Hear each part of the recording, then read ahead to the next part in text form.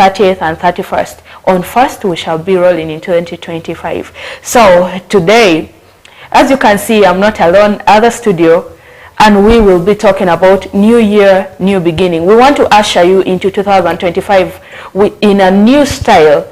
We need you to plan, we need you to know what to do, and we need you to really be focused as we're entering in 2025 and not leave the aspect of 2024 behind, and also not to focus so much on 2025 and forgetting the past completely. Just catch up with us and hook to this station wherever you are watching us from, on channel 477 Star Times. Zuku people have channel 0073, and the ZAM TV viewers have channel 369, and those people who are watching us live from our social media. My name is Aita Sophie, and I am the host for the Real Talk Show that comes to you every Saturday from the hour of 8 p.m. to 10 p.m. As you can check, time check is only 1 minute past the hour of 8 p.m. Let's give our guest a chance to introduce himself, and we roll on. You're welcome to Western TV. Good evening, viewers.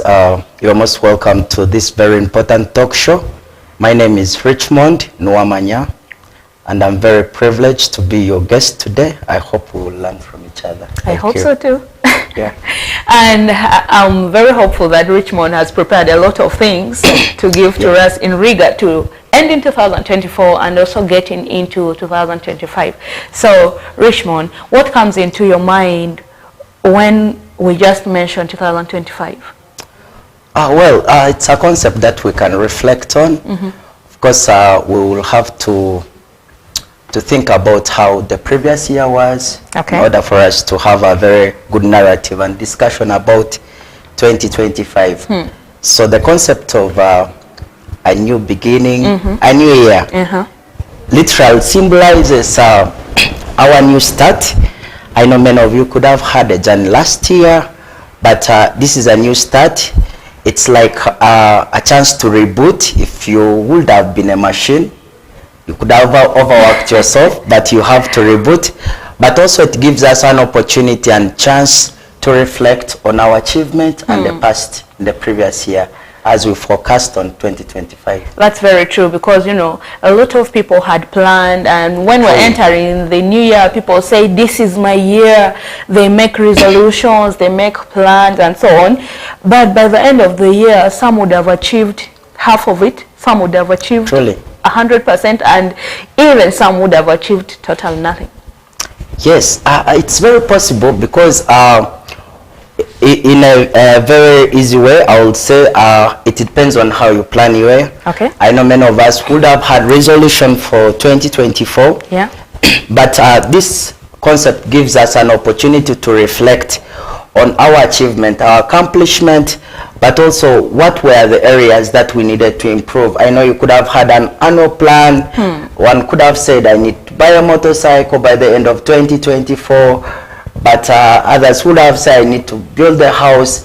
So this opportunity comes for us to reflect on whether we are able to accomplish, but also if we are unable to, then what possible could have caused us to not accomplish our plans that we had. Definitely it gives us a platform to evaluate and see how we can improve in 2025. Yeah, that's true. And you know, all these have a lot of impact. Yes. They're impacted by the mental health, and they also have an impact on the mental health. And let's talk about things like the self-esteem and so on. Let's say someone who planned to enter 2024 with a lot of plans, probably, let's say you had said to build a house, and ended up not even laying a foundation at all. This person would have, the morale would have gone down somehow. And you know, when December is approaching, people are becoming stressed and they're struggling here and there and so on. What is the implication of this new year with new beginning on people's mental health and self-esteem? Well, this is so interesting. Now, just imagine that you had resolutions for this year, 2024. But literally we have come to the end of the year, just few days to the end of 3 years, probably 3. But you have not accomplished your plan, surprisingly. You wanted to build a house, not even a stone you have laid. not even a brick you have bought. So definitely there is a way it will impact you. Well, to me, as Richmond, I would say this gives me an opportunity to have a very positive mind change, because I will definitely reflect on my plans. But you know, surprisingly, if you accomplish some, you will be motivated, and this is a very good trigger to very good mental health. Accomplishing your plans, your intended goals, motivates you to even plan much better for the next year. So as an individual, you will definitely be. Now, I know many could have not accomplished, but yet you have an opportunity to reflect, and this will inform you a new beginning. Now, this is where the concept of a new beginning comes in. You were supposed to accomplish something, but you didn't. So reflect. It gives you room to reflect and definitely evaluate why you were unable to. So positively, you will be motivated. If you accomplished your plans, you will develop esteem. You walk like, I am a man. That's true. I really did this. And your head will be up. Definitely. And definitely. But on the other end, we also have to celebrate the new beginning, because a new beginning brings opportunities. I want to believe that 2025 unveils for us youth and those who are viewing us yet an opportunity to correct our past. We can change the narrative. Having a positive mindset, embracing that you can do it, God being your helper. Wow. Definitely, you will always. Yeah. So we are talking about the opportunities that are going to come with 2025. Yes. And grabbing them, whatever case. But then, before these opportunities are grabbed, you first have to identify what they are. Go into your strengths. Some previous weeks back, we were talking about building a career. We talked about a lot of things. We talked about leadership. We talked about communication. And everything that came so clear in all these was that in order to bring out the best in yourself, you first have to identify the opportunity, know your strength in it, and be able to take advantage of it for the betterment. And as we're going into 2025, we are probably saying the same thing. And it is now time for us to go and apply what we had been talking about. You know, there is a very unique strength in knowing who you are, what you are best at, and what you cannot do. Now, this informs your planning. This informs your planning. We are so extravagant in making ambitious plans. Plans we feel we cannot achieve within a shortest period of time. Certain plans need a long term to achieve. You're right. Certain plans need strategies. For example, if you are to build a house, what do you need, okay? What resources do you have? You must, of course, be able to identify where you need to get this money. Yes. Okay, count the sources of income you have, salary, maybe farm produce, could be business. Then you also, if you have been a person who has been also investing in your plans through debts, like you borrow money to make plans come true, you need to have a debt repayment plan. Yes. That enables you, one, to prioritize your debts. Two, but it also informs you on what to spend on, when and how. Most often, we get salaries, we get money, we have debts, even we forget whose debt I had, and at the end of it all, you are unable to recognize that by the end of the year, I needed to pay so and so's debt. Yeah. So this becomes an obstacle to your plan. So having that mindset of knowing who you are, what you are best at, and what resource you need as an individual to accomplish is very, very, very important. And I think that the concept of strength is very key, knowing what you're best at and what you're not best at. And this helps you to realign your goals for the new beginning. And you are probably saying we should avoid setting unrealistic goals. Very. Because it has a lot of implication. Knowing that you're unable to accomplish, you will be totally demoralized. Yes, it comes with a lot of frustration, depression. Very true. You'll have a lot of low esteem. You will have a lot of stress. You know, talking in public sometimes becomes hard when people are giving their accomplishment. Yeah. I bought this. I was able to reconstruct a house. I renovated my grandfather's house. I contributed to so-and-so's funeral and function. And for you, you had plans, but you... Remember, yes, you had plan. You had a very long list of plans to achieve, but you were unable to achieve. And now this is where we need to be very critical, deliberate. Very deliberate. The word I will emphasize, deliberate, in making plans. Wow. Make plans that are able to suit your situation. You can't be earning 200,000. You want to achieve plans of 5 million without any clear strategies of getting where to get resources from. Yeah, probably. Wow. Yeah. Key point for us to know. Know your strength. Arrange your resources very well. Don't make unrealistic goals because you will run into stress and anxiety. Now moving on, how do you celebrate this new year, like in your culture and tradition? Well, this is very important. I will want us to have a reflection on different cultures, probably in Uganda. Okay. Now, surprisingly, my mom is a Westerner. And my dad is from Vura. Okay. So I have got an opportunity to experience a diversity in culture. Okay. And I embraced it because it is so fun. Now, in Ankole culture, the Western culture, where my mom comes from, when a new year begins, gives opportunities for elders to have interaction with the young ones. Okay. I remember those moments we would have campfire. Yes, fire is lit, and you sit around, probably with drinks of shera and so on, and they will tell us about our past, who we are, where we originated, who our uncles are, what our do's and don'ts. And I was told that we are not supposed to touch a monkey from one of those gatherings. That probably the myth around it. Interesting culture. Yes, that the myth around it, my culture, if you touch a monkey, you become like one. So I really learned a lot. But I also found that in West Nile, probably, there are so many ways different cultures celebrate this new year I got an opportunity to witness the Alur culture. Okay. A day is gazetted for Ndara. I don't know if you know something about Ndara. Is it a kind of traditional? It's a traditional dance, and I think I would speak more to it because my fellow viewers who are from this culture know it. It's more of sticks. Oh, yes. Okay. And I like the way they dance. It's so unique. But also the Agwara. Many people among the Choli, the Rakaraka. So people prefer it. However, religiously, I've also witnessed that very many religions celebrate the new beginning in a very different way. Okay. Some religions prefer organizing prayers, overnights, crusades. This has been very evident.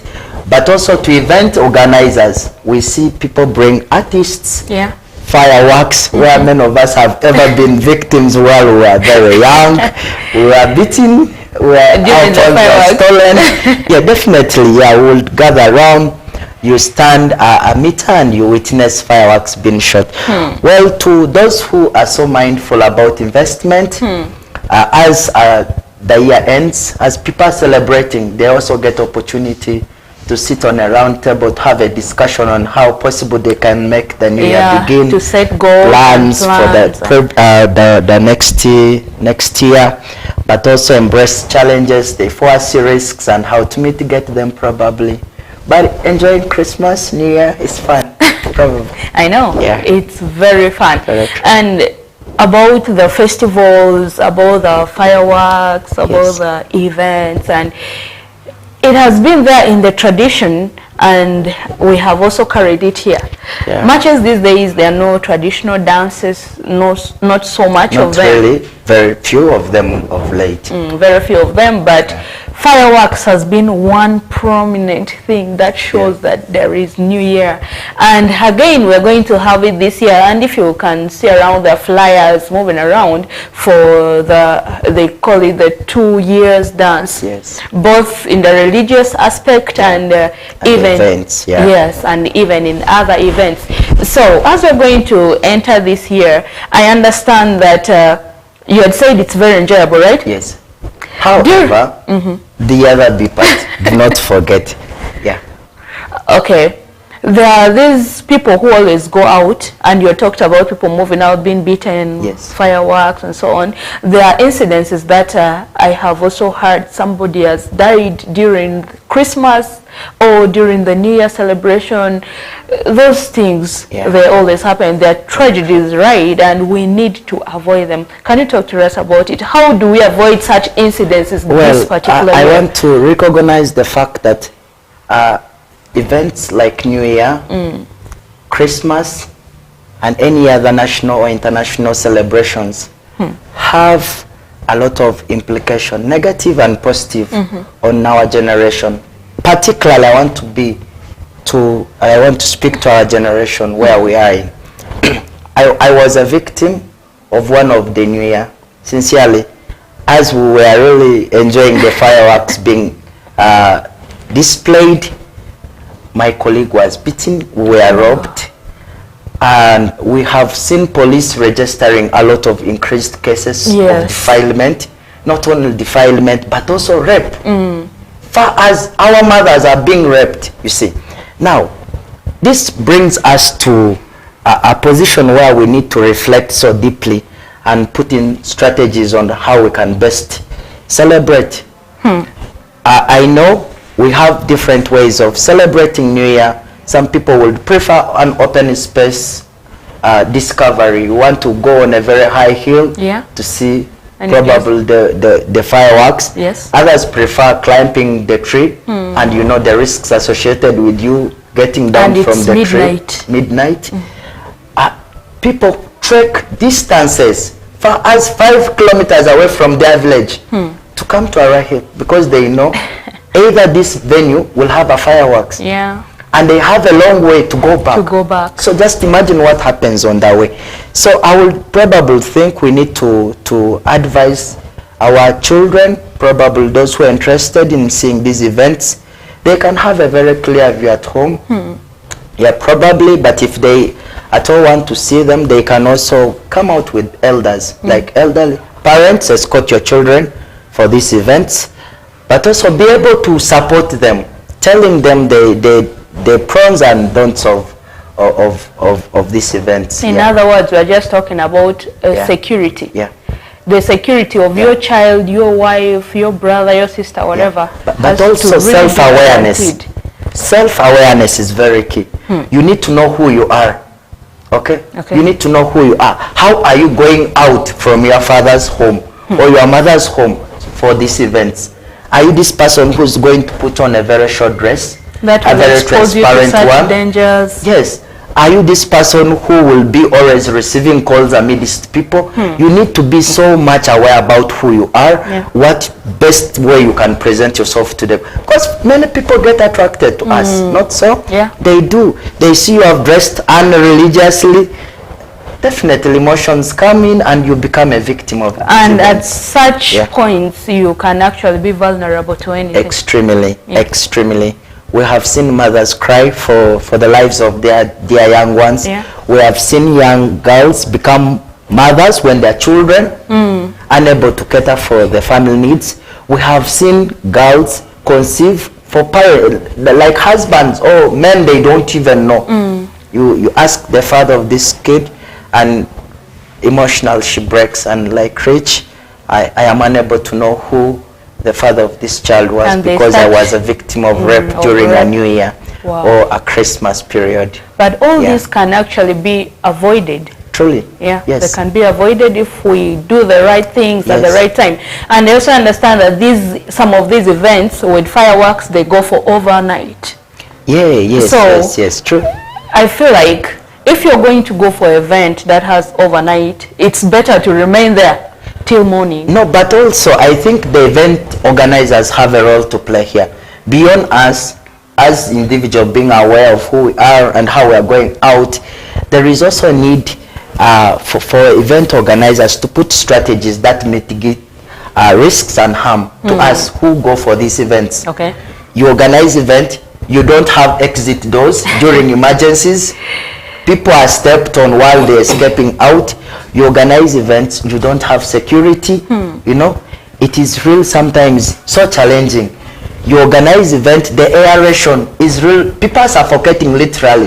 In an event where you see multitudes have come. Yeah, the population is so high. Very high, but the aeration is very poor. People are confined in a room. There is no clear, so it is a collective responsibility, but I think we need to go an extra mile to mitigate some of these risks as we think of a new beginning. 2025 probably. All right, thank you so much. That one has really been exhausted. Now let's go to the aspect of goal setting and resolution. We're talking about 2025. We're talking about planning, how we plan to exit 2024 smoothly into the new year. What role does resolution, let's say goal setting, have in the aspect of this new beginning? Before even you think about the resolution, what is a goal? You know, a goal. So for a goal to be achievable, your goal needs to be realistic. You need to have a discussion on what you want to achieve. What is that something different I want to do this year? How am I going to do it? Do I have the resources? Okay? How long do I want to do this? And I think that's why many people right now should be regretting of having saved 5 million, but they have done nothing at the end of the year. How long do I want to achieve this? What will it cost? What are the risks associated to this? You get? So the environmental risk and other risks, you need to assess them. Now, when you have a clear goal that is measurable, that is time bound, you know how, when, and probably how you will achieve, then you will now think of the impact, the role it plays. Okay. Having a goal makes you to be very objective in planning. Okay. You will be so deliberate. I want to achieve a motorcycle. This year I'm tired of footing. So you will definitely know that when you earn. Setting a goal, I think if we're going to say we need to set a goal for 2025, that will come from evaluating 2024. Yes, you can evaluate 2024. However, you can have a new beginning. Okay. But I always advise young men and young people like me that it is always very critical to have a second thought of why you failed last year. Because you cannot tell me you are going to begin building a storied house when you failed to build a kitchen. Well, sincerely. Yeah. Is it the aspect of learning from the mistakes, or it's called strategy? What are you talking about? Yeah, learning from mistakes is very important because it gives you a way forward to how best you can do it tomorrow. However, having clear strategies is very important. Who your allies are, where your resources is coming from, how you intend to direct these resources to the goal and the plan you have established this year, okay?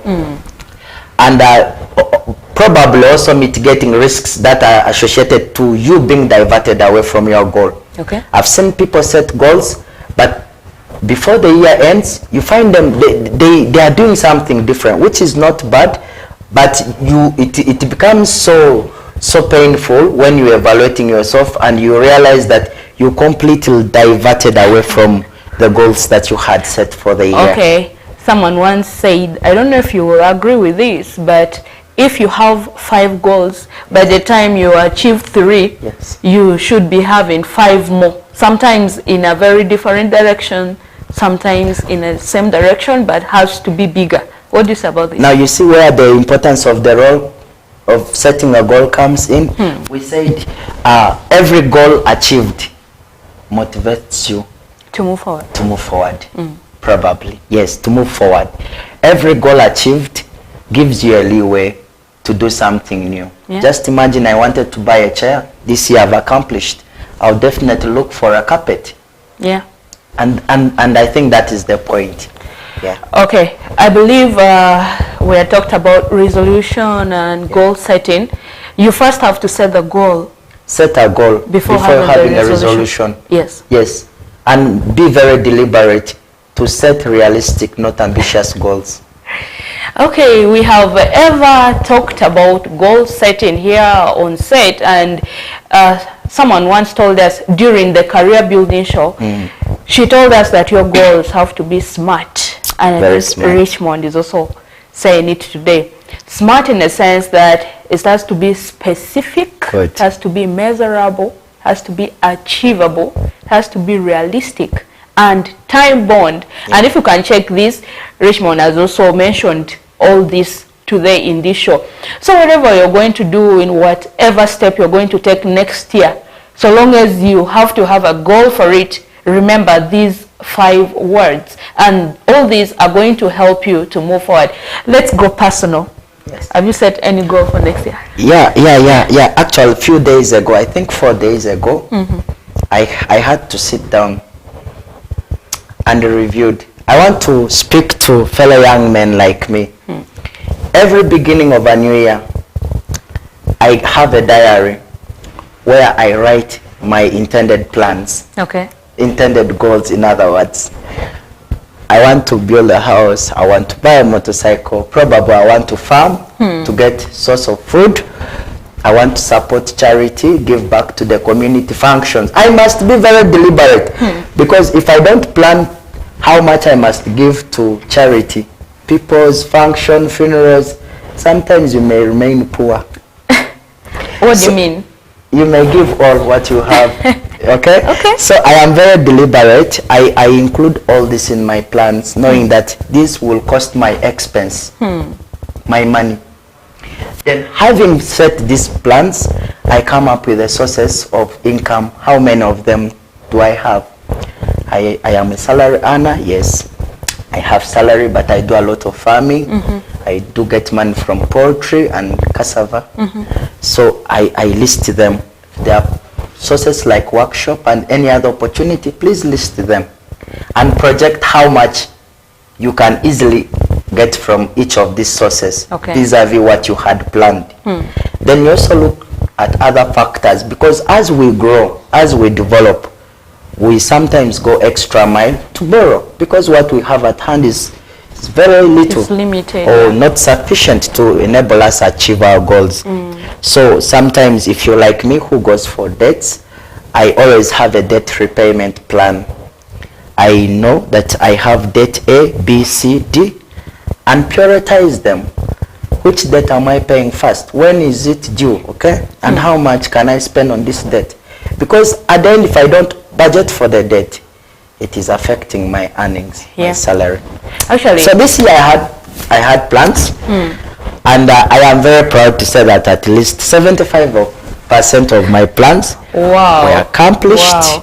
I had a lot of, I did a lot of farming, I engaged in poultry, I did construction. Can I say congratulations? Definitely, you have to. To everyone who has achieved this year, congratulations. However, hope still remains for those who didn't achieve. For one or two reasons, we do recognize that you can still revisit back your plans and prioritize them for the coming year, probably. Now, prioritizing them is very, very important. And even what you said about you have to plan for debt repayment, and you have to plan for what you have to do next year, the activities you have to engage in, and how much are you going to give in charity. People are going to wed, people are going to be introduced, and there are even cases of death that will come around. You'll have to support in whatever way, and all these need planning. Now there is someone who doesn't like paying debt. We are going into 2025. I would advise one of your resolution for the year of 2025 should be to pay all those debts. Very true. And to keep some money for yourself to give in to people. And by the way, we also need to visit friends. Friends. By the way, friends are part of our budget. I don't know if you ever realized, because at one point you may visit a friend, sometimes have to go with something at hand, or you may be visited, and you can't, also you have sincerely, Sophie, you can't just look at me. We talk the whole day, and I'm like, go home safe. We meet again. It doesn't work that way. But planning helps us. All right.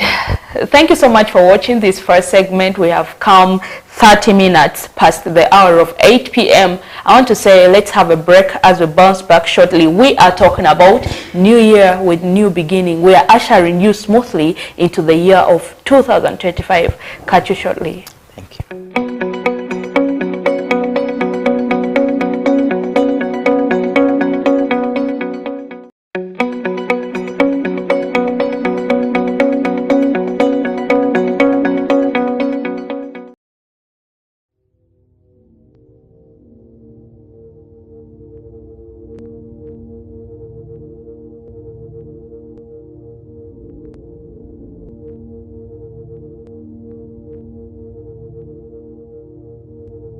West Nile TV, lighting up the region. Look out for StarTimes Solar to unwrap your lighting and entertainment experience this Christmas. At only 700 shillings daily charge, get yourself a StarTimes S50 that comes with lighting, phone charging, strong lithium battery, radio with a flash port and a Bluetooth speaker. For more entertainment needs, get yourself a StarTimes S130 that comes with an extra 32-inch TV screen and 2 years free StarTimes subscription. StarTimes Solar, more than just solar. It's true what people say, that when I wash and you wash your hands with soap, we'll have less infections as Ugandans. After all, it's hands that handle money. It's hands that feed us.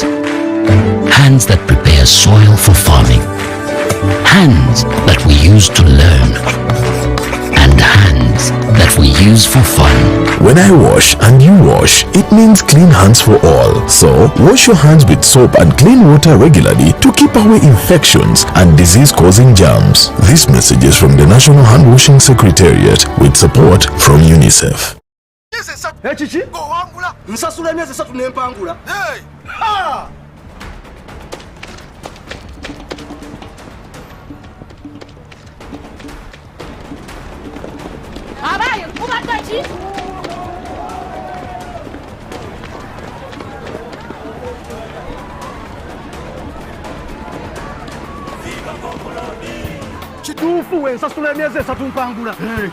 Subscribe for 3 months to any package of your choice or grab an Azam TV kit and pay for 3 months and stand a chance to win life-changing rewards. Android smart TVs, fridges, motorcycles, and that is not all. You could walk away with free subscription or the grand prize of 20 million Ugandan shillings in cash. Yes, 20 million grand prize. Subscribe today and enter the draw. For more information, 031 2308 900 or visit any Azam TV dealer near you. Azam TV, entertainment for everybody.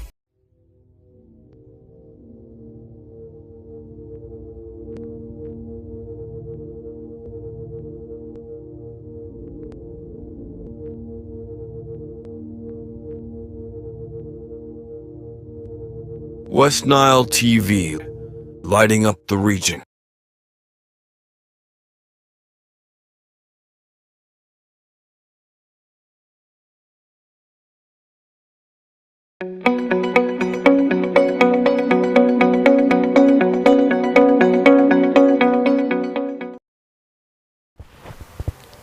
Well, you are most welcome back to the Real Talk Show. And I know if you have just joined us, I will welcome you. But if you have been here with us, I also welcome you back. And we are continuing with the discussion with our esteemed guest, Mr. Richmond Nuwamanya. He's talking about New Year, New Beginning. We want to usher you smoothly into the year of 2025. Now, Richmond, yes, you know, yes. There is a situation where in case people don't achieve their goals in 2024 or there was a lot of depression and frustration, the new year comes with a lot of regrets. Yes. Much as we are talking about new opportunities, but because of these negativities that had happened so much in somebody's life, there are regrets that come with it. So how do we learn to prioritize the opportunities and forget the regrets as we're entering into the new year? Well, I would say that it is always important to embrace change, but also letting things go. Okay. Okay. Having a positive mindset is a very key driver to losing regrets. We're talking about having a new start, yes, right? Yes, because if in one way or the other I failed, I should be able to let this go. I failed for a purpose. If I did evaluation and I know this is what made me fail, I should embrace new learnings. Have a mindset that can create an opportunity for me to learn new things. Okay. Yeah, and I think that is the attitude all of us should carry. If you planned for this year, but you were unable to achieve all your goals, there is hope that you have learned probably a lesson from what you did, and you can now see how best you can perfect it in this coming year. So regrets are part of life, and they come as a result of us being unable to achieve what we intended to. Okay. Yeah. So, however, regretting doesn't mean you're a failure. Wow. Yes. That is the hope. You can regret, but you have an opportunity to reboot. That's why we say this concept of a new year, a new beginning symbolizes the ability to reboot, to restart. To restart. And we're talking of a change. new beginning. Yeah. So what habits and routines can we have in the new year? One, I would say having a reflection, personal reflection on what you intended, who you are, what your plans were, and how you intended to achieve them helps you to vision for tomorrow. Okay. Personal reflection is very key. Two, embracing learnings. I want you to know that what you are trying to do or what you did this year was done by many other people other years ago, and they could have done it better. Get time to visit these people. Interact with them. Let them give you their narrative of how they managed to achieve this. And this probably could inform your decision making and the next sequence of steps you need to take. So it's always very good to revisit your plans, but also learn. Create room for learning. The other last strategy I would also bring forth is carrying a positive mind. Do you know that I've refused to be a failure? Okay. Trust me, my name is Richmond. Sometimes I may not have money, but I've refused to believe that I don't have money. And that is a very positive attitude one can carry.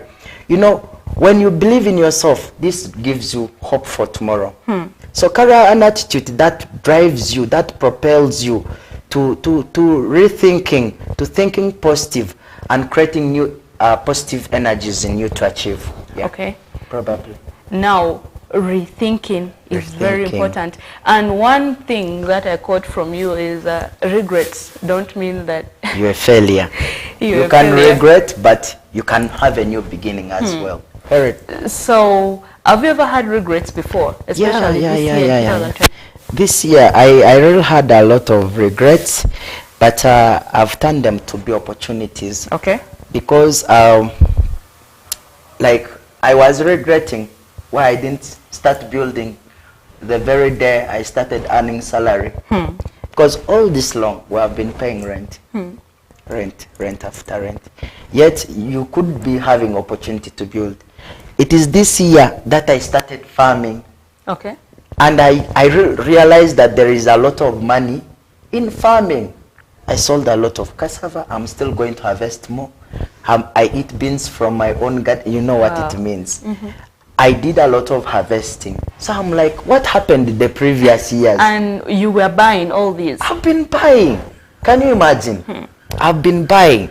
So I've come to believe that when I invest my energies in doing what I had not done, I will not live in regrets. So I regretted why I took so long to think about this and venture into this.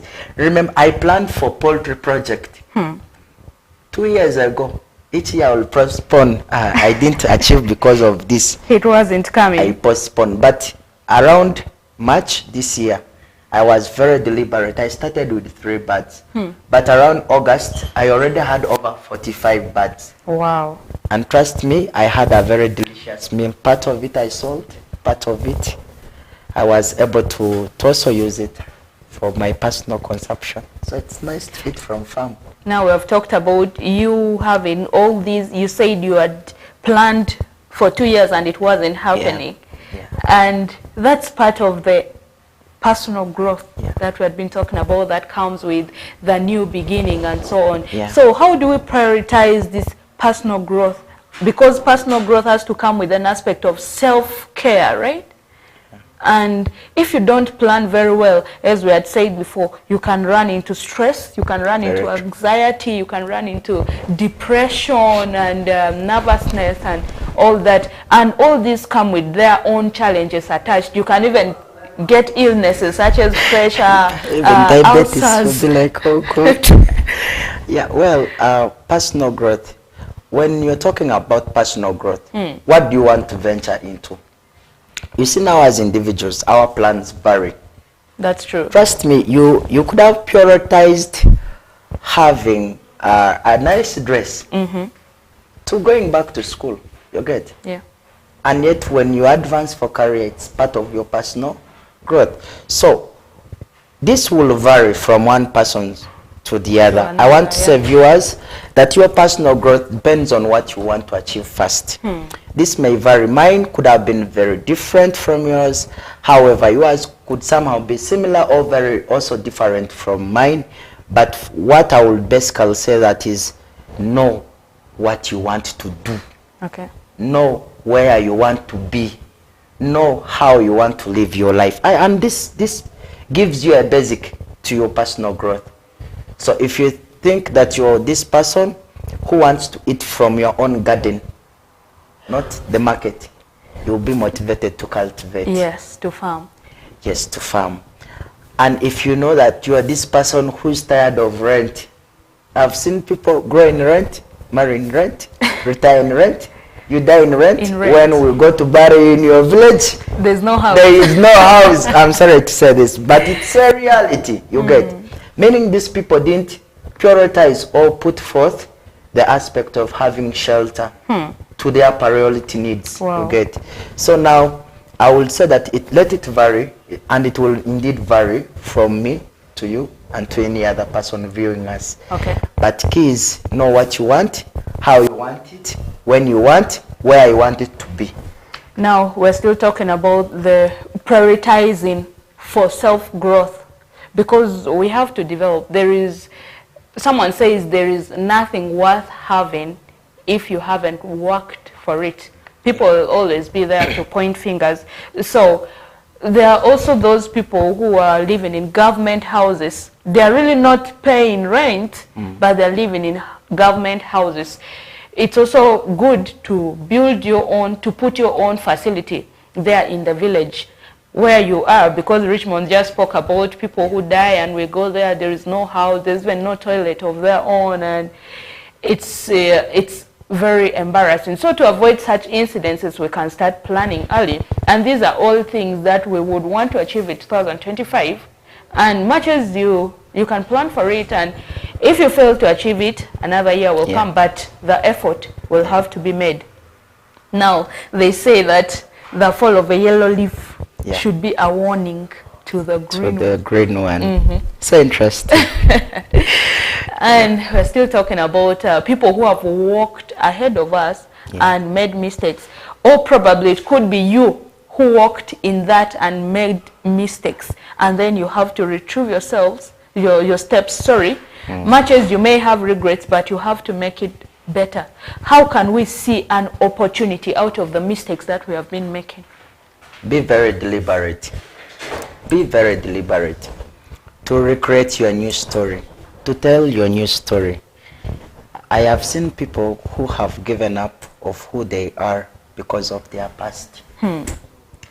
I love this song, My Tomorrow Must Be Greater Than Today. Yeah. It has a lot of meaning. This person could have faced a lot yesterday, but he's trying to tell you that my tomorrow will not be like yesterday, or today. I am seeing myself somewhere, and I could be speaking to someone who has lost hope, or who has thought that maybe you are too young to begin planning. This is the perception. Now, so interesting. In campus, we are like, guy, I'm too young. My father will still provide. When I get my salary, I'll first eat it. And there is a philosophy that has come that if your money cannot do what you want to do, eat it. Eat it. It's not a good thing. You get it? So carry that positive mentality that you can tell a new narrative of who you are, what you are capable of. But I always tell people, when you are doing this, reflect where you come from. Because even the Bible says, when you have eaten, do not forget where you come from. Okay? So where we come from gives us hope and a motivation to achieve. Trust me, you slept on a papyrus, but you have started earning. You will want to tell a new story. You will not wish your children to sleep on the same papyrus. You slept in a grass-thatched house in a manner that when it rains, you are all fixed in one corner because the roof leaks. When you get opportunity to resources tomorrow, I don't think you will never prioritize construction. I know many of us have not reached, but we have opportunities to explore and reach there. However, I will say for you to see these opportunities, be deliberate. Okay. Make those deliberate efforts. Very, very. Yeah. So, you know, they say that if you come from a poor family, then a rich family has to come from you. And at this age, you cannot say you come from a poor background, because it's almost, or it has now come to it that you are the background yourself. Yeah. The children are going to say either I come from a, they call it a humble background. Yeah. I come from a humble background, or I come from a rich background. And it is you, it is me to establish that background for the kids. Now I am the background myself. And then the times people are stigmatized because of these mistakes. I really want us to explore so much about this so that we go into this 2025 with a very fresh mind. Yeah. And key point, I will still emphasize, Richmond had said that regrets do not mean, you can regret, but doesn't mean like you have failed. True. Yes. Now, how do we begin even to prioritize these new beginnings? Yeah. Oh, okay. Yeah. And then, okay, what I mean is, how do you begin to prioritize we're going to 2025, right? So we need to prioritize things ahead instead of thinking about what we had lost or how we had failed in 2025. And that said, people were stigmatized. So we need to create a society that is supports. Accommodative. Yeah. Okay. Now, well, viewers, I know you had plans. Sophie, had you one? Yes, I did. Did you achieve? I achieved, okay, I had a list of goals that I set. Yes. I achieved halfway. Yeah, you achieved halfway. And you can also be very deliberate to go deep to understand why you didn't achieve them all. Not okay. So. That gives you insight on how best you can now plan for next year. Now, when prioritizing goals or opportunities that will unfold in 2025, the first thing is I want to quote a Bible. Quote. The Bible says that we make plans, but it is God who examines them. Yes. Not so. We make very many plans, but God knows what plan is very effective for you. There is a need to bring God in your plans. If you're Christian, if you're Muslim, you need to bring Allah in your plans. Okay. You need to be very deliberate to tell God, I have A, B, C, D. This is the strategies of how I intend to achieve this. Help me. Give me strength and courage and determination to bring them to pass. Because you may begin and be frustrated. I have seen people being frustrated by their own colleague. You said you will go to school and finish campus. Even your father has failed to raise tuition. And you're like, this is very enough reason for me to drop out. Okay. Yet, if you persisted, God will unveil opportunities. So bring God in your plans, okay? He will help you to achieve them. But also seek counsel. Seek counsel. As I'd said, viewers, you could have ventured into something which many people have done so differently, and it has succeeded. Be willing to carry an attitude to learn. Have an opportunity, set a mindset that allows room to learn new ideas. And it's good to ask questions. Definitely, definitely. Ask them, how did you achieve this? I intend to do this. How do you think this? The context changed. What our parents did the other years may not necessarily work in this for year. us in this era. However, we can borrow from the ideas them and the what was so strategies. unique in their planning the previous years. And I think this is where parents and guardians need to be very, very, very specific and deliberate to help us, the young ones, set realistic goals. Okay, I want to pick a point from what you said, that friends may come, or even family, by the way. You said this and this happened and so, you know, people are always quick to judge from where you failed than where you passed. So how can we really create a supportive society that embraces new beginnings other than throwing people into stigma? Now, viewers, I think it is a collective responsibility. We need to embrace each other. Show empathy, have active listening ability, be very deliberate to listen to people's story, okay? Put yourself in their shoes, because they may have substance in what they are telling you. Then be a person who sees opportunities in challenges. Do you believe that a child mother can go back to school and become a lawyer? And very many have It's very possible. So now when you carry this attitude that my daughter has conceived this year, however, I am going to keep this kid and I am sending her to school. Definitely, this will change a lot of mindsets of people. I know we have so many barriers. The cultural barriers speak so much into who we are. Our norms, our cultures, where you come from, what your people, your ancestors said you would be. You get? Like in our culture, we believe that a woman cannot ride a bicycle. My mother's culture. If she rides, she breaks her virginity. But is it true? No, it's so, not. you see now, when these barriers are broken through mindset, pursuing education, and be willing to accommodate people, we will have a very positive society that will accommodate.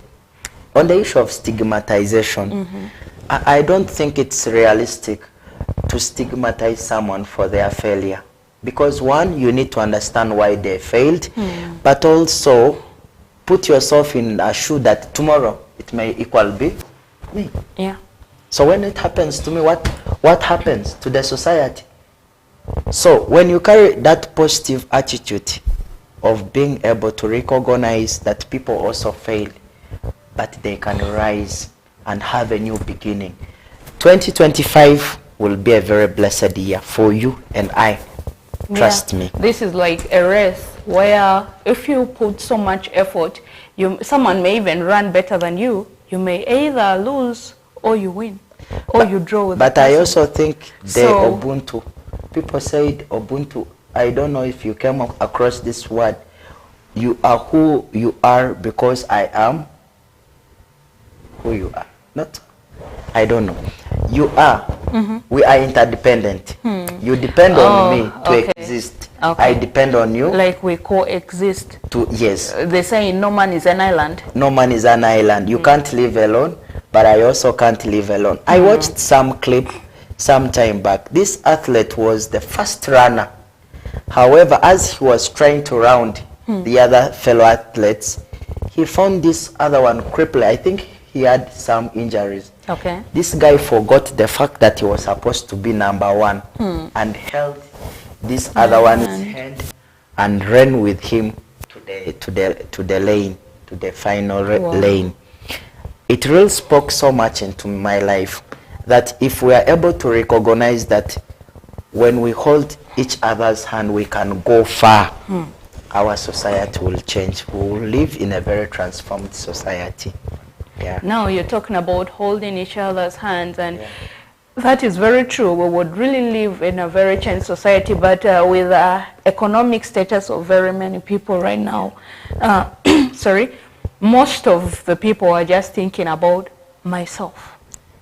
And I think that is the problem, which has to change. Because one, if you don't think about me, I will be a dependent to you. Tomorrow, I'll be your problem. Not so. Just imagine you're my sister. I am the only educated child in the family. I have opportunities to employment. I have resources.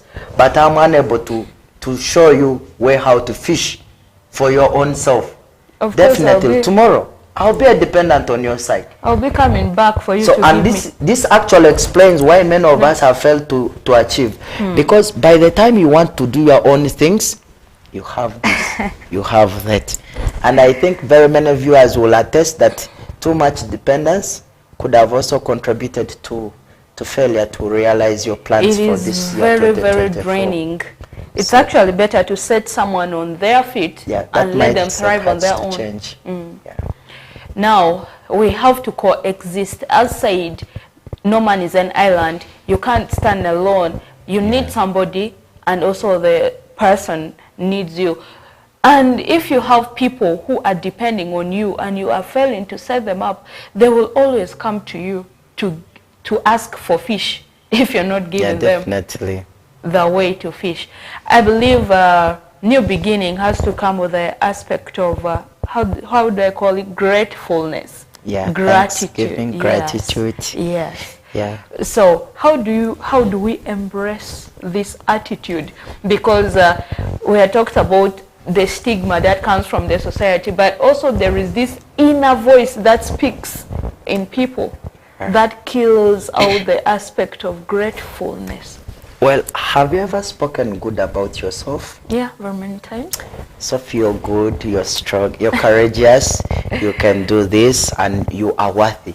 You know, it begins with you. You know, esteem is inbuilt. Yeah. It is upon you realizing that you are more than what people think about you, then you will not come out of what you're going through. True. So I have been very deliberate sometimes to think good about myself.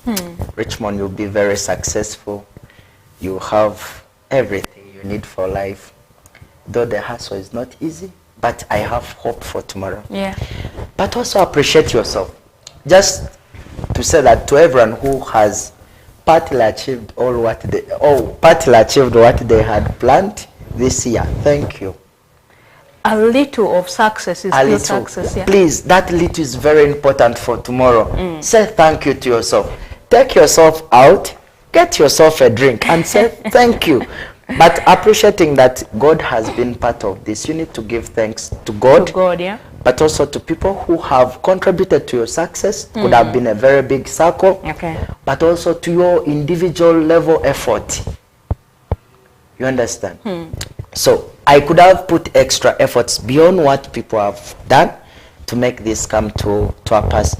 I can speak good of myself, Rich. Congratulations. Next year will be much better than this year.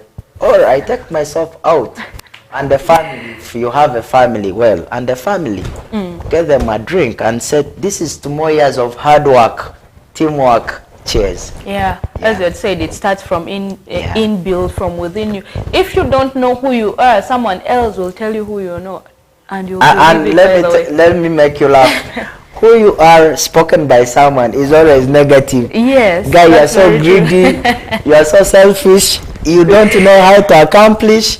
You will be very poor. And I'm telling you, if you don't know who you are, you will believe them. So trust me, I have had enough of this and I've learned to be myself. Yeah, because if you are to appreciate me, trust me, people will always look for that diminished you. And they will definitely anchor on that and press it forth to show how irrelevant you can be in the society. And it is you to prove them wrong, probably through your words and also your actions. True. Okay, thank you so much for watching the Real Talk Show that runs at West Nile TV, channel 477 on Star Times Uganda, channel 0073 on Zuku Satellite, and Azam TV we are channel 369, and on the YouTube channel where very many people are watching. Thank you so much, and we're having a break. We are coming back shortly, and we're still continuing with the aspect of New Year with a new beginning. See you. See you.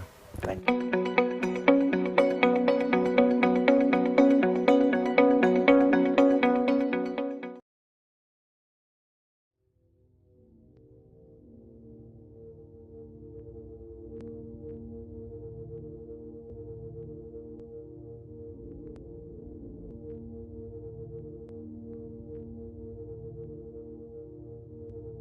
West Nile TV, lighting up the region.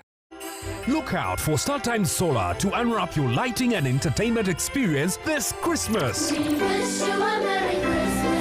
At only 700 shillings daily charge, get yourself a StarTimes S50 that comes with lighting, phone charging, strong lithium battery, radio with a flash port and a Bluetooth speaker. For more entertainment needs, get yourself a StarTimes S130 that comes with an extra 32-inch TV screen and 2 years free StarTimes subscription. StarTimes Solar, more than just solar. It's true what people say, that when I wash and you wash your hands with soap, we'll have less infections as Ugandans. After all, it's hands that handle money. It's hands that feed us. Hands that prepare soil for farming. Hands that we use to learn. And hands that we use for fun. When I wash and you wash, it means clean hands for all. So, wash your hands with soap and clean water regularly to keep away infections and disease-causing germs. This message is from the National Hand Washing Secretariat with support from UNICEF.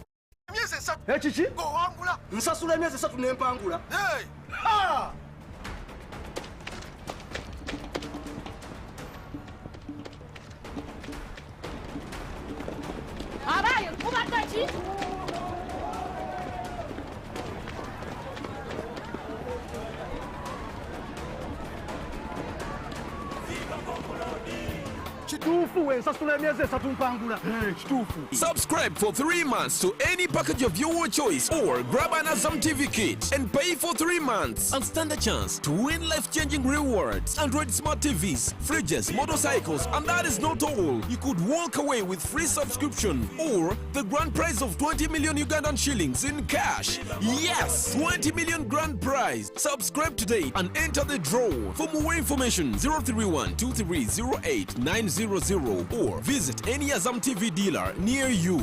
Azam TV, entertainment for everybody.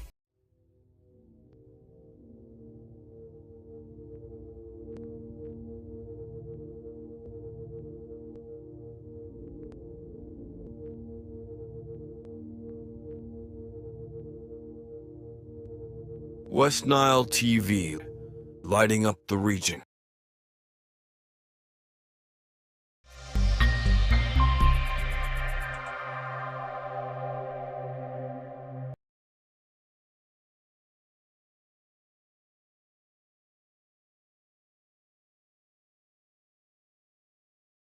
Thank you so much for joining us again at the Real Talk Show, and you're welcome back from that short break. And you're most welcome from the break. Thank you. Viewers, you're most welcome. We have had an amazing moment in the first hour, and we have just started the second hour. If you have questions, if you have comments, put them there on our YouTube channel, where the show is running live right now, and we will be able to read them in the last 30 minutes of the show. And we had broken off when we were talking about the aspect of gratitude, let's call it thanksgiving, or even gratefulness, how important it is. And the ending point we had was that you should appreciate yourself. Self-esteem comes inside you first before it can spread to other people. Whatever people always tell you will be negative, but it is you to prove them wrong. If you know who you are, and if you don't know who you are, you should start knowing who you are. Speak words to yourself, and once you have identified your strengths, that is it. It's already over. Once you know your strength, once you know your intelligence, once you know your capabilities, we are good to go. So don't allow anyone to put you down. Richmond was actually telling us that take yourself out. Get a drink, probably. Or even get a cake. To yourself. Surprise yourself. Tell yourself how beautiful and handsome you are. Or even you can be in your room, stand in front of the mirror and say. But also to the family, you can say cheers to more years of teamwork and hard work. The year is coming. Let's talk about the aspect of reflection in this gratefulness and thanksgiving. How can we incorporate the aspect of reflection even if you haven't done very well? You know, reflection is a very key concept in our interpersonal lives. You know, reflection gives you a deeper insight of where exactly you are. Okay. Yeah. There is a way it soothes your soul, but also rebuilds, energizes you. When you reflect, in other words, mediate. Reflection is having that personal time to mediate, to evaluate, to think of who you are and what you are capable of. It brings forth a lot. One, your ability. But also it brings potentials and opportunities that are unveiled for you. Yeah. So it puts you in a space where you are able to become very innovative and creative, to make things around you evolve for your good. So personal reflection enables us to overcome a lot of stress. I personally need those moments most. Actually, I prefer being sometimes so lonely and a shade, and I reflect on who I am, what I have achieved. But you surprisingly, you find that what you are doing is outweighing your weakness. Yeah. Then you are like, I'm there. Yeah. I'm there. I think I'm on the track. I'm not going to look back. This has failed, but this, I did this, that, and that, you know. This gives you energy. So personal self-reflection gives you the ability to know who you are, what you're best at, what opportunities still exist, but also how you can best improve. And if you don't make deliberate efforts to do this, it can be almost impossible. No, you'll always think you're the best. Yeah, because trust me, if you don't reflect, you will always think what you're doing is the best. How you speak, you will not mind about how the receiver feels about what you have communicated. And that is a very dangerous point to be at. And you know, you will always feel you are there. But when you have personal reflection, for example, I came in the morning and didn't greet you, but I'm like, can you deliver this within 15 minutes? You know, I didn't greet you. Personally, you won't perceive it very well, because you will be like, this guy is not gentle, he's that rough, you know. You would have expected, hey Sophie, good morning. Are you able to deliver this within 15 minutes? And you set a very cheerful mood. So, and if this happened, this scenario indeed happened, me, who had communicated that manner, if I deliberately take time to think of how I entered my office today, it will help me to create a very good working environment for the rest. Yeah. Definitely. That is very true. That's personal reflection. So it helps you to know who you are and how you must treat others with positive remorse, with positive regard. Now, Yeah. positivity in this kind of reflection and creating of attitude is very, very important. You know, there is something that I choose to call an imposter attitude, an imposter mindset, where somebody really feels, I cannot do it. It's not possible for me to do it. True. Maybe probably they know their potential, but they're struggling. And this imposter mindset that is put in people, mostly at workplaces, from very tough bosses. Yes. And even it's there in some parents, you know, you have a child, but every time you're telling this child, you cannot do this, you're insulting the child, you're telling the child they are very dull, and they will probably grow up with that mindset, knowing that I cannot do this. And something hijacks their positive attitude. And I think this is where most of us who practice parenting go very wrong. Because we have not got time within ourselves to realize who our children are and what they are best at. And this happens during reflections, you know. So parents think you're a failure because you got 8 in mathematics. They think this is the end of you. You may not get 60.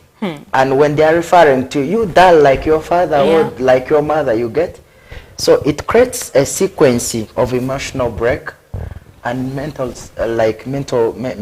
issues to all of us who have gone through this. I've gone through a scenario where people didn't believe that I can go to school and complete my education, but also be relevant to the community. So this hinders a lot of growth in children.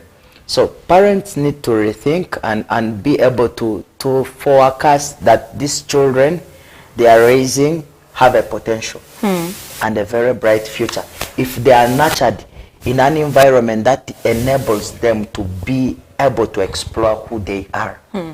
And trust me, Sophie, when you're in a working environment where you are not so much supervised, you know, the environment is so welcome. The fellow employees or staffs you're working with are very supportive, and they believe you in your inability. You know, for you're like, I may not do this, but someone is like, Sophie, I like what you're doing. You know, you can even do it much better than this tomorrow. It fosters you to learn more and you grow. Actually, you burst into who you are supposed to be. Okay, let's even take this more out. Not only about the children alone, not about the parents, or not even about the employees alone, but let's talk about the community. Now, the community. You know, we live in a very dynamic and abstract community that changes at any time. It's very hard to predict our community. In our community, we have people who believe and appreciate our values and who we are. However, there are those who believe that you cannot do anything or nothing can come out of you. Now, what does it require of us? You know, you need to be calm and accommodative. Because I have seen people who have, in the community, who have literally been disowned, stigmatized, renamed, I don't know, nickname, renaming. Nicknamed, maybe. Your beautiful name, Richmond, they give you Poor Monde.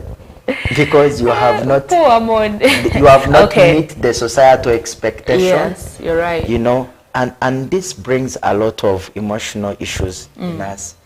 So the community is abstract, but us individuals or anyone watching out needs to be very accommodative and patient with our communities. But also understand where you come from. If this has been a norm, then you can rewrite the narrative of your community. Yes, be the first to graduate from your clan. They believe that a lady cannot go to school. Graduate, come out with a degree. Get employed in a very influential position. Sit with elders and make decisions. Trust me. And I think this is where women need to take up this. Because I've seen very many cultures marginalize women. That's they very give true. There is a shrinking space for women's voice in our communities because they do not have active participation in decision-making forums. And even the women now, it feels like they know we don't have space there. Definitely. And now you see, this is the mindset we need to change. So if you can believe in yourself that in my community, I want to be the first woman to sit with elders and influence the decision and the well-being of my community, you will help very many other women. Because at the end of it all, your voice will benefit very many who are unable to speak for themselves.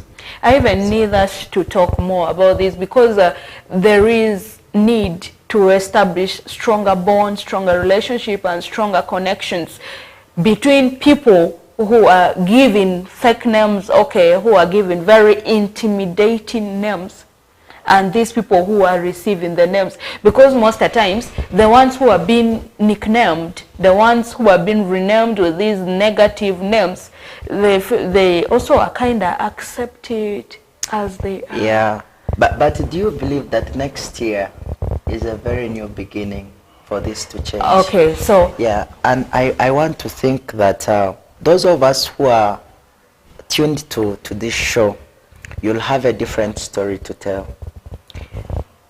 Names follow people. I want to believe so. I had a colleague who was named Alio Simabo, and indeed this guy Alio looked as if Alio had it was part of him. You know how? What will I say? Seed him. Wow. Alio Simabo. So no, but it. And at a later time, it affects your esteem to achieve. I believe I'm rich. Trust me, I may not have much, but I have a lot of resource that can enable me become rich. I don't know what your name Aita means. So Aita? Faith. Faith. So do you believe you're faithless? No. So name. And Sophie means wisdom, and I know I'm wise. You see, that's a positive attitude that we want people to carry in the next year. your name is wisdom. Believe not that you will fail. You get? Yeah. I am full of wisdom. I am rich. I have refused poverty. Now the point is, how do I respond to people who are trying to say this is otherwise? Be calm and accommodative. Respect their opinions, because that is their perception about you, and this is who they see you are. However, your story is very different in you. You know who you are. That's why we say there is power in discovering who you are as you enter the next year, 2025. You know, we say everyone is entitled to their own opinions, but their opinions cannot affect me because I also have my own opinion. Yeah, on the other side, it can equally affect you. Okay. If only I allow to? Definitely. When you carry that mindset that, because I've ever seen people fall sick of malaria and they say they have bewitched you. Someone is quick to rush to a witch doctor for traditional treatment, yet it's malaria. So it again comes to your level of self-awareness, which we had talked about, knowing who you are and what you are, who you intend to be, but also believing in yourself as you believe in yourself, very, very important. Yeah. Now, leaving that aside, let's talk about our environment. Now talking about Christmas, New Year, this is festive season. A lot is happening right now as we are talking. Even as we are in the studio, someone is somewhere there destroying the environment in whatever way. Now let's talk about the ecosystem, the effects of this celebration on our environment. Yeah, I think the effect is so diverse. However, I want us to recognize that there is a need to preserve our environment, because the more we destroy the environment, the greater the risks come to us. I've seen a lot of change in seasons. We experienced a lot of sunshine. I don't know whether you realized. Yeah. In Arua, it is so scorching sometimes. You think you're in Khartoum or any other district that is in the sub-Saharan regions. But also, I think for us to preserve the environment, it needs some level of effort.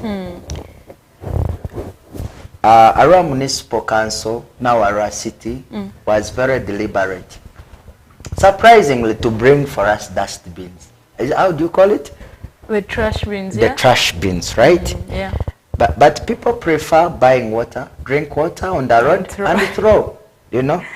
And people, then the trash bin is just right over there. Sincerely, you are seeing it, but you feel the ground can accommodate your waste better than the trash bin, you know? And this is a wrong mentality people should rubbish off, but also now we should be able to embrace positive strategies that can enable us to preserve environment. One, we should be sensitive that whatever damage we cause to the environment, the implication and the repercussion are faced directly by us. Yeah. We cut trees for burning tobacco. We cut trees for cooking. We make no efforts to replace them. Tomorrow you don't have rain, you are starving. You know, farmers cannot grow crops. Your yields are affected, and at the end, the family is starving. You know, because these things, the boveras, the polythene bags, the plastic bottles, they don't rot. The plastic bags, the plastic bottles, after using them, having helped you do whatever you needed to do, you dump them in the trenches, in our sewages. It gets accumulated, contaminated. Tomorrow you are selling foodstuffs around this stench. The stench is so smelly. Yeah. You are affected, and you are telling these people's road is smelling, sincerely. You know, and it comes back to us. I think at some level, though the municipal, the city authorities are making efforts, we also need to help them out. Rwanda is a very clean country. I don't know if you have ever realized, because they have very good policies in place that preserve the environment. And the enforcement is very crucial in this. I believe we have ordinances and policies regarding the environment at the district level, at the council level, but also enforcement needs to be very deliberate. You find people urinating on the road, dumping rubbish where they are not supposed to be. Find them. I know if you're fined tomorrow, You'll not do it again. It may be very painful to those who do not have, but I may not say that you may not have, because what you have done is wrong. But also we need to put more efforts. The media stations, the media fraternity, please come out, sensitize our community. You know, it doesn't We need to be aware that this environment is ours. We can conserve it and preserve it if we know what significance it plays to our well-being. And if we decide to destroy it, it also comes to us. And you know, these, as we had said, we throw them all over, and eventually it rains, and probably they're dumped into Definitely. the rivers also. And there's somewhere someone is using this river for washing. But even to the west, people dump their fissile waste in rivers, in polythene bags, to make you know. This may not happen everywhere, but it's there. We know it. We grew up in an environment where we saw this by our own eyes. And it is now worse in slum areas where the latrine coverage is very low. You find that the ratio of people to latrine is quite so demanding. One latrine serving over 50 people in an environment. The usage becomes so wanting. People affected with UTIs. There's a lot of outbreak of sicknesses. Malaria is so rampant in such areas because of stagnant water. Yes. But also the air is very polluted because people have deliberately dumped this polythene. I think this mentality has to change. The next year, at Arua City and Arua District at large should have a very clean environment as we project 2025. Yeah, and you know, the climate has also changed over time. Because of such, there is a lot of tree cutting that is going around, and actually this climate, if I can remember, by this time we would be in harvest time, but in February it would start raining somewhere in March. But these days, you see, the sun is so scorching up to sometimes April, and it affects the production. As you had said, the soil is not fertile enough, and there is a lot of implications that come with it, mostly negative. There is and you know why? Hunger all over. You see, now I had a friend who is literally a farmer. That's more of production, crop production. This guy told me, Richmond, this year has been hell. I was like, why? Then man, the yields are so low, you know. Indirectly, he's trying to tell you he didn't achieve his intended plan for farming. The yield was low. He had expected a lot of bags to harvest, but he harvested little. And now this contributes to our regrets that we talked previously in the first segment of our discussion. So you realize that if we are going to mistreat the environment, I would say mistreat. In other words, if we are not going to use the environment in a very conservative manner, let us be ready for the repercussions. Yes, it comes back to us. Now, someone may be willing to change all these we are talking about, whether being the abilities, the opportunities, the environment, whatever. Someone may be willing to change, but what do you think are some of the challenges people face in embracing a new beginning? One, I think I will speak much to our mindset, how you perceive things. Someone brings you a new idea, let's use the trash bin, but you feel dumping it anywhere is the best, better than putting in the trash bin. Someone brings the idea of, how do you call it? The planting of trees where they have been cut. Afforestation. Yes. Someone brings the concept of let's plant trees where they have been cut. Or renewing the regeneration of natural trees where you cut and you allow the other younger ones to regenerate from the stump where you have cut. People go ahead and say no, the already cut stump can be used for firewood. For firewood, charcoal. Charcoal, you get.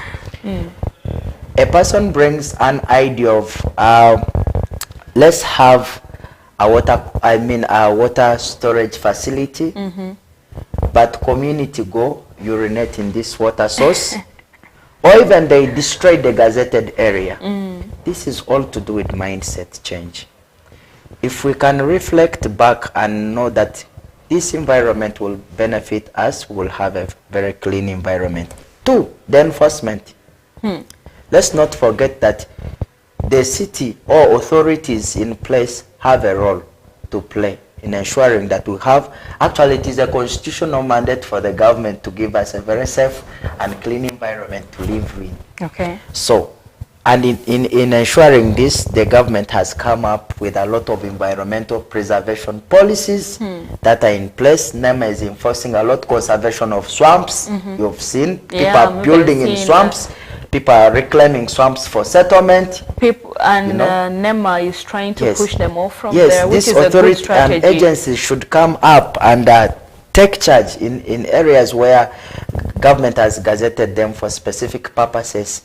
And when enforcement is strengthened, community mindset is changed through sensitization, the media fraternity, the CSOs, the civil society organization, and other agencies come in place to sensitize people about the importance of conserving the environment.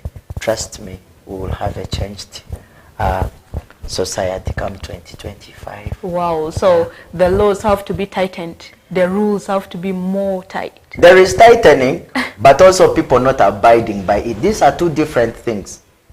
So should we talk about... have we not been having the laws in place? They're there, but... have we not been having policies in place? Policies also there? They have been, but the enforcement has been so wanting. So we are saying coupled to enforcement, let us add community mindset change through sensitization. Are we together? Yeah, community policing. Community policing. Let us also be very deliberate as the individual users of this environment. Okay. To preserve. If I put for you a trash bin, please dump rubbish in the trash bin. Don't go to there. And surprising, you say boda guy, even maize after biting, they just throw. Just throwing. So you know, in some countries, when you throw trash like that, you are fined. Yes. Or you're even in prison. Yeah. Sometimes you can be fined and in prison. Or else you're even punished by sweeping the whole environment. And if such would be here, it would actually be a better place. You know, as we talked about, the mindset. And sometimes people are so hard to change. I'm so sorry to use this word. It may seem harsh, but rigid. People are so comfortable where they are. Like right now, people are so comfortable in dumping trash and where that it even registers in the mind. Now, you should understand one thing. Change can be positive or negative. But only hearing change, people, you'll definitely feel uncomfortable. So there is a way you feel that this change coming will remove you from your zone of comfort to a place where you will not be able to function normally in the society. However, we have refused to recognize that certain change, when embraced, can bring a lasting solution to what we are going through.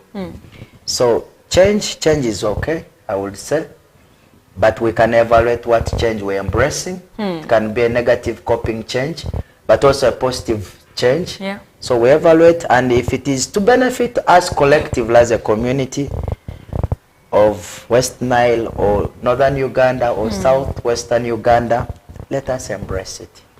Yeah. Okay, embracing change, and we really need to conserve our environment. If you didn't do it during the time for Christmas, you still have a chance. Moving forward from today onwards, let's take care of our environment, avoid throwing trash anyhow. But also plant trees. Avoid cutting trees, but instead you have to plant trees to make our 2025 better. Thank you so much for watching us in this segment. And as we roll into the final half of the hour of the show, I want to say you have to hook to West Nile TV at this point, because we're coming to read your comments, we're coming to read your questions if they are there. Let's catch up shortly as we talk about New Year, New Beginnings. Thank you.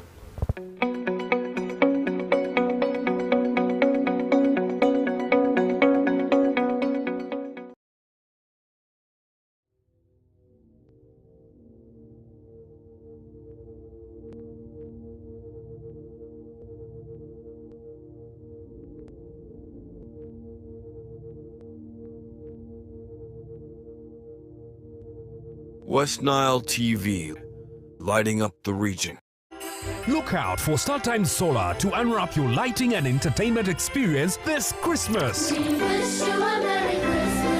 At only 700 shillings daily charge, get yourself a StarTimes S50 that comes with lighting, phone charging, strong lithium battery, radio with a flash port and a Bluetooth speaker. For more entertainment needs, get yourself a StarTimes S130 that comes with an extra 32-inch TV screen and 2 years free StarTimes subscription. StarTimes Solar, more than just solar. It's true what people say, that when I wash and you wash your hands with soap, we'll have less infections as Ugandans. After all, it's hands that handle money. It's hands that feed us. Hands that prepare soil for farming. Hands that we use to learn. And hands that we use for fun. When I wash and you wash, it means clean hands for all. So, wash your hands with soap and clean water regularly to keep away infections and disease-causing germs. This message is from the National Hand Washing Secretariat with support from UNICEF.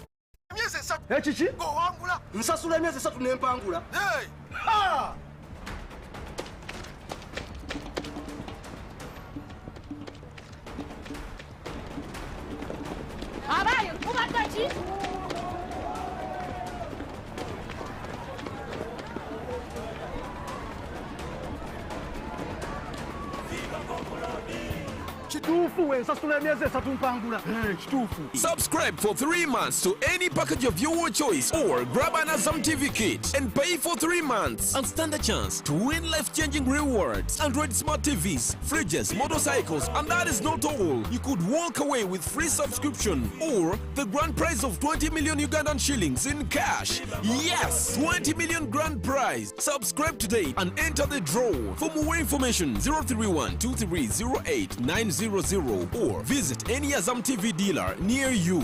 Azam TV, entertainment for everybody.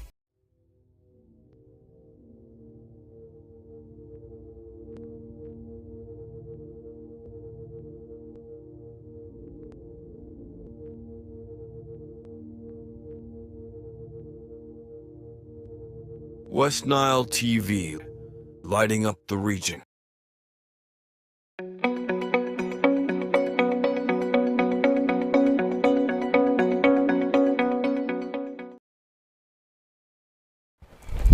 All right, welcome back from that short commercial break, and this is the Real Talk Show that runs to you on West Nile TV every Saturday from the hour of 8 p.m. to 10 p.m. We left off when we were talking about the environment, conserving the environment. Welcome back. You're most welcome back. Thank you. You as yours, welcome. This is the final 30 minutes of the show for today, and as you can see, it has been so interesting, and there are a lot of people dropping in their comments here. You can also join us and do the same. At the right time, we will be able to read these comments to you, and even if there are questions, we will be able to give them to you. I want us to talk about something called technology in regard to celebration of this new year and also embracing the new beginning. So how does technology, especially the social media, affect the celebration of this new year? Yeah, while discussing about technology is a very big, broader spectrum. Yes. I would say that technology contributes a lot to celebration. In the religious context, I want to believe very many religious institutions like our churches, mosques, and wherever we pray from, are using it to spread the message of love, Christ, and we are showing love through compassion. Ministries are being broadcasted. We have been able to get a lot of literatures from these social media platforms. Children are being educated on how they can stay positive at home. I want to believe that the business fraternity are using it for advertising their products, their services, but others have embraced their ability to bring services closer to you through technology. I one time used the, how do you call it, safe border. You just click, they locate you, come and pick you, take you to a destination. Yeah, but I also recognize that amidst the positive role or implication technology is having on our generation, on the other hand, it has created a lot of harm. Okay. We have forgotten God because of TikTok. Now I want to be open. Christians have very less time to read their Bible. We have preferred having online version of our Bibles. As you online reading the Bible, WhatsApp message. WhatsApp comes, Richmond, where are you?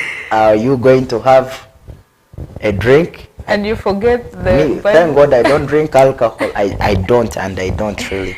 So to those who really embrace using technology online, you could have also encountered aspect of cyber theft. Yeah. There are those who click on unlawful links. Then you are sending messages to everyone, encouraging them to contribute for you this amount of money. And I think this has a lot to do with our morals. You know, people have embraced technology to even emotional abuse others. There is what is called, how do I term it? Cyber emotional harm. Okay. It causes to us. You find that you blackmail me, take a recording, you're blackmailing me on social media, or I deliberately create a content to please other people in your name. Indeed, this is happening, which is really not good. Way back, we thought of using phones for carrying research. We thought of using technology, the media, for getting information. I like watching Al Jazeera and other news platforms because they keep you informed. Yeah. But people prefer phones on their phones. The youth, the generation we're in, a lot of nasty things are taking shape on this technological advancement made platforms. Right. So I think to our generation, we need to be very positive, deliberate to, one, scrutinize the content. Be very deliberate to, the Bible says, test every spirit and see if it comes from God. So I think there is also the concept I'm bringing in now is test every content and see if it is suitable for you. There are certain things that are not worthy to be watched by children. There are actually some things that once they come, you'll just know this is wrong. But your conscience knows. You still insist to watch. So what do you call this? So I think we need to be very, very, very deliberate to check on the content that we are watching, even presenting towards our children. You have a small kid of 5 years, you expect them to watch a love movie. At 5 years, what are they going to learn? Yet you had the ability to create, maybe there are very many learning platforms. Yeah. So I would say technology on a very bigger platform could have embraced a lot of development. However, it is also eating us silently. It is one issue that many people are unable to talk about. But if you see, I would say 85% of the youth already have phone. So you can just imagine what they do with their phones. Yeah. Now, I understand this technology, part of it can be negative and part of it can be positive. And there is a way it shapes our expectations. Yes. And even technology goes up to the extent of shaping our goal settings. Yeah. Yeah. Well, I would really appreciate and concur with what you have said, because just imagine you wanted to venture into a business that you have less idea about. Technology provides you a very bigger, broader platform where you can research about this enterprise and be like, I want to do maybe cassava growing. Would I say so? Maybe, probably. Then there is a way they really educate you. If you want to do this, please get this amount of this and invest this and this at this interval. Like those who are doing poultry, there's a lot of learning, online learning about poultry keeping, even breeding. Not only that, even about breeding, tailoring, catering, you know. Fine. While I was in campus, I learned how to cook. from YouTube. Wow. Come on. Because we grew up in an environment where men are given less opportunity to cook because we feel our sisters are there. We would help them in other responsibilities. And even the mothers encourage the sisters but time to be the came ones in in the university kitchen. when I really needed to cook for myself. So I You had asked to learn. Google, how do you cook rice? And it gave me the opportunities. I cooked rice very well, but I had a very big team that visited me. I needed also to cook posho. However, I didn't consult Google on how to cook posho. I mingled posho the same way we mingle our Nyasa. My friends almost finished me up. So there are those platforms we can learn from. They are very vital for us. You're right. This generation. Even there is this AI WhatsApp business that now helps give you ideas what business you're but I think now on AI we need to have a limit. Just imagine, when do you get an opportunity to be creative and innovative on what you want? Because AI is doing everything. People are writing CVs. Please draft for me a CV of this position. AI generates for you a very well formulated CV. Yet you had the ability to write your own English. Now when you're presented before the panel, you can't even conceptualize what was in the in the curriculum vitae, you know. And this now compromises your quality. You have a very good presentable CV, but you can't express. You cannot relate your skills, your competence that you have stipulated in the CV to what they're asking of.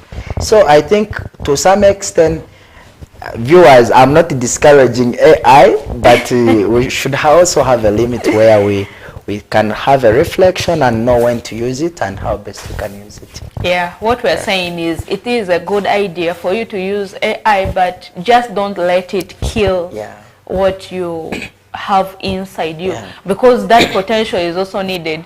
AI may do for you something, but then in reality, when you are needed to do it yourself, you may fail. But I think there's also need for you to evaluate the content. Sometimes I also believe computer lies, because at the end it is us programming these machines. Yes, you're right. So for me, I am very conscious, and I've conditioned my mind not to think that a computer is better than me.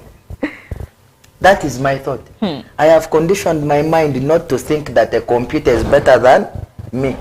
Having got this content, I review sentence by sentence. Is this English correct? Of course. Does the it computer make also sense? makes mistakes. Does it relate to the content I want to formulate? What other words can I input to give relevance to this content? So this all comes back to us, and I think now AI is good, but we also need students. You may be at campus or somewhere studying, or even in the high school where you are needed to do research. There is this tendency of just going to the like AI, and AI drafts for you everything. You just copy and paste, you send. You may be able to make it in that coursework of yours or in that exams of yours, whatever case may be, because there are these take-home exams these days. There are online exams that you can research and nobody knows. But once you have graduated, probably with that first class of yours or second class upper of yours, it's a very good result. And then you enter the real workforce. Yes. You enter the real field. It's very, very different. You can't ask AI to come and do things physically for you. And now you know where the problem comes. For us in the employment space, there is a need for you to relate. Yeah. Relate your theoretical knowledge to practice. Translate your theoretical knowledge to practice. Just get a scenario where all your work was done by AI. AI, what is the causes of domestic violence? You didn't bother to read, but you feel the computer has generated for you. And it is okay. But you become a social worker and you have to do with family-related issues. You will definitely be in a total mess, you know. So I feel we should be very conscious and condition let's condition our mind to a situation, to a level of knowing that God created us so perfectly and said, wisdom unto you I give. By the way, the computer is actually something that is created to think like a human being. But also, you know, James says, is there anyone who lacks wisdom? You should ask God. No. Is there anyone who lacks wisdom? The answer would be probably yes. Ask who? AI? No. The Bible says ask God, who gives generously to all. So I think the first fountain of wisdom or knowledge even is God. Proverbs clearly states it that yes. The fear of the Lord is the beginning of wisdom. Yes. So if you know that you lack enough space to accommodate new knowledge, run to God. First run to God. Then later on go to AI. Trust me, you can be able to make a very good content. Yeah, thank you. Wow, thank you so much for that. It is really very important for you to use your mind other than run to the computer. You know, they say, how they say it, experience is the best teacher. Yeah. At the beginning, you may not be able to do very well, but with time, as you experience it, as you grow, you're going to be close to perfect. Like right now, if I read my first report, I can say, Sophie, this was not you. But then I can be able to see how I've grown over time and up to now, how things have changed. And I think this is what our generation is missing. Trust me, we had enough space to actually perfect our English. We had enough space to perfect our content because we are prone to errors, which is okay. It's good to make errors, to write a very wrong English. However, in your consciousness, if you realize that you wrote a wrong spelling and you saw a teacher correct you, trust me, you will never repeat this in your life. Yeah. But you run to AI, please type for me the spelling of environment. Very quick to type for you. You write it in a paper, but you're given a platform to defend your paper. You can't pronounce environment. Even when you want to demonstrate on a flip chart or a blackboard, the spelling you are writing is contrary to what they are projecting. And I think we are missing it, and that is the part we are missing in this current context as we use technology. Let us embrace technology, yes, but also let us be very keen to also strengthen what we already know, and we will be better. Wow. Yeah, we can embrace technology and just use it to help yourself to do better. Do you have plans for 2025? Yes, I do. I have very many plans. Just as I'd said, we make plans, but it is God who examines our plans. Yeah. As a young man, I don't want to be idle. Trust me. I want to see myself grow because my years are not stagnant. Just imagine, I was born a child. I progressed through adolescence, adulthood. Now I am a young man, I can say, or an old man. Anyone will depict. Now, someone is asking a question here before you go on about that. Someone is saying, this is Lematia Moses asking, yes, to what extent do you blame the destruction of the environment on poverty? Now, there is a correlation between poverty and environment. We should be able to understand that poverty can lead to environment. Let's take a scenario of charcoal burning. Environment destruction? Of course, we will say deforestation for the purpose of charcoal burning, or cutting down of trees with the purpose of burning charcoal for sale. Okay? It's a very good idea to elevate poverty through burning charcoal. But we are causing harm to the environment. Yeah. Trust me. We can say we want to elevate poverty, maybe through reclaiming swamps to set industrial space, or industrial site, I don't know. Now, at the end of it all, we are creating a scenario where floodings are all over. Water comes, it has no way to go. But we already have industries that we believe that they will create employment for people. Our status will move from poverty to a middle state and another state of well-being. So to a greater extent, I would say there is a very great relationship between poverty and environment. However, we could find measures to mitigate this. There are other options to poverty elevation. Okay. Yes, like farming. Okay, farming. Afforestation. Instead of... you cut tree and plant tree. You cut tree for sale, but plant another one. They say if you cut one, you plant 5. Yes, plant, yes. I love that now. You cut one, plant 5, okay? Instead of reclaiming this swamp to create maybe industrial space, allow fish species to do fish farming in these swamps. At the end of it all, you'll definitely sell. So that concept is real key, and there is a great correlation, but we can also explore other measures of elevating poverty than necessarily fast rushing to the environment. There are some skills that can be built that don't totally affect the environment, like briquette making. Yes. You use the waste that is already being dumped to make briquettes. Very positive. Water is being, the sewages, they have been recycled in some urban areas. Yes. I have seen. Just some weeks back, we had someone who came for the show here and was saying that he is the CEO of an industry developed right now in the camp. Yes. In Bidibidi camp for recycling waste. They pick, he called it trash. They pick these broken, the plastic bottles, the coveralls and so on. They use it for making rulers, bags. And, yeah, very, very innovative. That CEO will remain poor? No. No. But he is using the environment in the most acceptable and positive manner. So we can explore other measures of alleviating poverty. Okay, thank you so much for watching West Nile TV. We are moving on. I want to take time to read some of the comments here, and after which, with only 8 minutes to end the show, Richmond will have to give us his final words. Now, before that, I see a lot of people giving in comments here. Thank you, Lematia Moses, for that question you had asked. It has really helped us answer some of these questions, actually, that we hadn't thought about. A lot of people are destroying the environment in the names of poverty, which shouldn't actually be the case. We start with Kwaje Gabriel, we see you, and this is the 17th Guild President Emeritus, Uganda Christian University.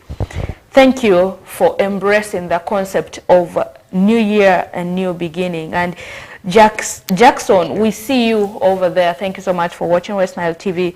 And Reverend Captain Matthew Dramadri, we're also seeing you there. And he is saying, thank you, Richmond, for this wonderful message. New year, transformed attitude and habits.